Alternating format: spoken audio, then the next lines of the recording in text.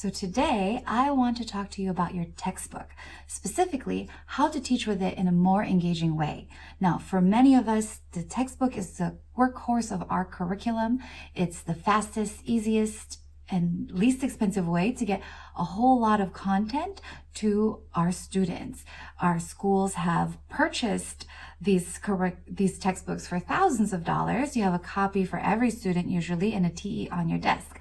However, it's not always the most exciting or even the most effective way to teach. And we don't always have the time and energy to create the most interactive lesson for every chapter. Now, that's something we do want to get to eventually.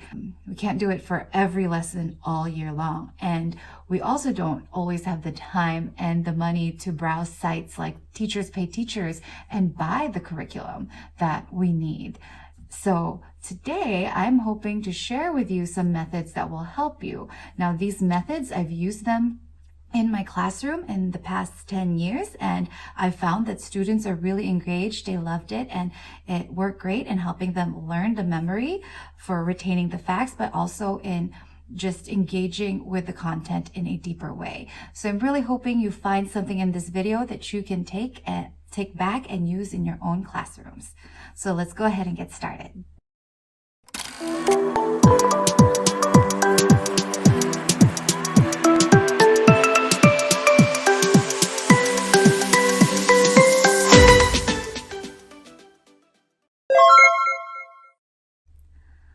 One method I want to share is the textbook scavenger hunt.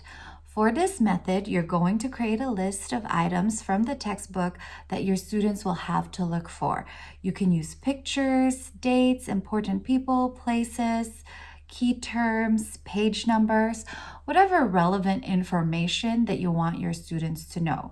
You can even use the assessment questions or review questions at the end of the textbook section. And you can add some mystery or humor to it just to make it a little bit more fun. And speaking of fun, to add a little bit more extra fun and help your students become more immersed in the activity, it's nice to put some scavenger hunt themed graphics onto the paper itself that your list will be on. Maybe you can put a magnifying glass or a map, whatever you have available to you or you can pull from the internet. And actually, I have a template you can use for free, and I will link it down below for you. Another great option for creating your scavenger hunt list is just by having the students create them for each other. They love swapping with each other and correcting each other's papers. And it's also a whole lot less work for you. But more importantly, this students are actually deep in the content and they're practicing discerning which information is actually worthy of being part of their scavenger hunt list. And speaking of that, you shouldn't just tell them, hey, go ahead and make this for each other. It's actually more helpful and more effective if you model it for them. Maybe you want to give a short lesson, or what I've done in the past is I've given them at least one list that I've created that they can do and then give back to me, and then they create ones for each other, or you can even just write a few questions to help them get started. Again, the important thing is to remind them that they shouldn't just fill their scavenger hunt list with random little details from the textbook. The majority of it should be relevant and meaningful information that they need to learn or that you want to teach them. And it's not going to be perfect. It doesn't always have to be perfect. You know, this skill of discerning which information is central and which information is peripheral is actually hard, and it's something that you just want to build up with your students. Okay, so to do this in your classroom, it can be as simple as just having individual students or pairs or small groups, however you want to do it, sit at their desks with their textbooks and look for the items by themselves. But a really fun way that you can do this is by actually having several textbooks placed around your room and open to different pages, and the kids are going to have to go to each textbook to find their items, so they're not allowed to flip the pages of the textbooks. And I understand if this sounds a little scary because it's a lot of bodies moving around your room.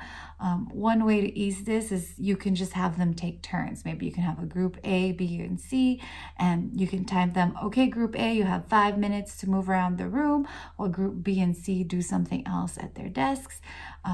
Or however you want to do it. There's ways to rotate, or maybe you give them larger chunks of time or smaller chunks of time and they get multiple turns.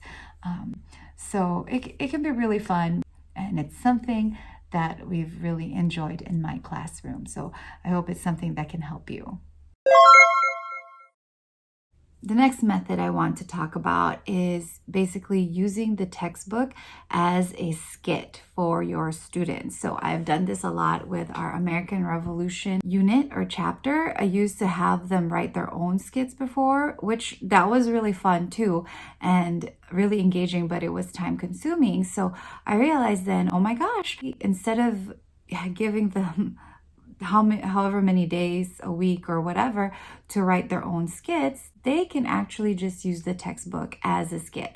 So the way it works, you would want to break up your class into different groups to present the textbook as a skit. And the way you can do it, you can have them all do the same section. And I think that's still really interesting. It's a great way to reinforce and repeat the content for your students. And then they also get to see the different ways that their peers have interpreted the same passage, the same information. I think that's really helpful. But if you're really limited on time, what I've done in the past is I divide the textbook into different sections, and different groups do a different section for their skit. But anyway, so each group will have a narrator, or they can take turns narrating, and the rest of the group will have to act out whatever the narrator is reading, right? And the way they've done it, sometimes some kids read the text and then they pause and they let their peers play it out, and they've created their own little lines to do it, and they go back and forth that way. Or, a lot of other kids have also done it where the narrator reads continuously and the actors in the background act it silently. Now, you do have to coach them about when to pause and to make sure that the narrator is going at a good pace so that they can coordinate. And if they decide to have speaking parts, they need to be coached on, hey, make sure you pause, you give enough pause after each person has spoken, or especially after the narrator has spoken. So this has been a really, really fun way to work with the textbook in our classroom, and the kids have always loved it. So that was part 1 of how to make the textbook more fun for your students. Thank you so much for watching. If you'd like to learn more, go ahead and click on part 2, and it should be somewhere on the screen here. I'm not sure where, but I'm going to make sure to link it. And it's going to have 4 or 5 more methods you can use to make that textbook more interactive. And there'll be practical and simple methods that I hope you will be able to use in your classroom. I'll also be talking about some ground rules, or some basic things to remember so that you can create your own methods that you can use in your classroom for when you don't have time to create or look for more interactive lessons on different websites like TPT, etc. But yeah, so I hope you're having a great day and that you'll have a fantastic week. I'll see you all in the next video.